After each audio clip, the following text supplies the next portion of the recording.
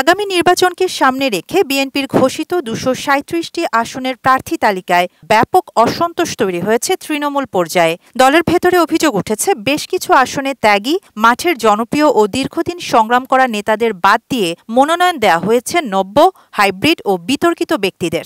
এর ফলে অন্তত ৫০টির বেশি আসনে বিক্ষোভ, সড়ক অবরোধ, মানববন্ধন ও দলীয় কার্যালয় ঘেরাও সহ নানা প্রতিবাদ কর্মসূচি চলছে।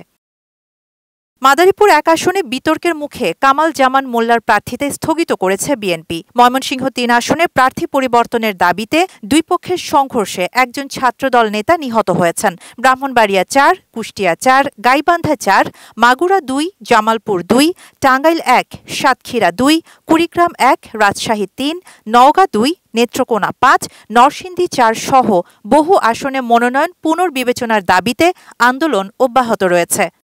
স্থানীয় নেতারা অভিযোগ করছেন, অতিরিক্ত বয়স্ক, দীর্ঘদিন নিষ্ক্রিয়, বিতর্কিত বা ভিন্ন রাজনৈতিক প্রভাবের ঘনিষ্ঠ এমন ব্যক্তিদের মনোনয়ন দেওয়া হয়েছে।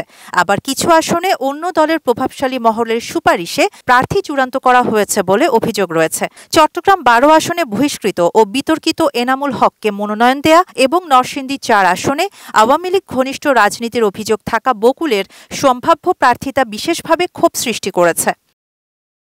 রাজবাড়ী ১, সুনামগঞ্জ ৫ ও চাঁপাইনবাবগঞ্জ ২ সহ কয়েকটি এলাকায় সড়ক অবরোধ, রেললাইনে বিক্ষোভ, এমনকি কাফনের কাপড় পরে প্রতিবাদ পর্যন্ত দেখা গেছে। অন্যদিকে কিছু আসন খালি রাখা হয়েছে কেন তা নিয়েও তৃণমূলের মধ্যে বিভ্রান্তি ও অসন্তোষ রয়েছে। এত সব অভিযোগ ও প্রতিক্রিয়ার মধ্যে বিএনপির স্থায়ী কমিটির একজন সদস্য জানিয়েছেন, ঘোষিত তালিকা চূড়ান্ত নয়।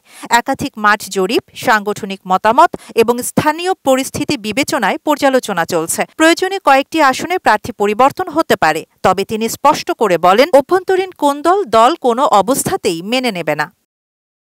দলীয় উচ্চ পর্যায়ের নির্দেশ, সবাইকে ঐক্যবদ্ধভাবে নির্বাচনে অংশ নিতে হবে এবং পরিস্থিতি অনুযায়ী প্রার্থী তালিকায় প্রয়োজনীয় সমন্বয় করা হবে। শাহানা জাহান, নয়াদিগন্ত।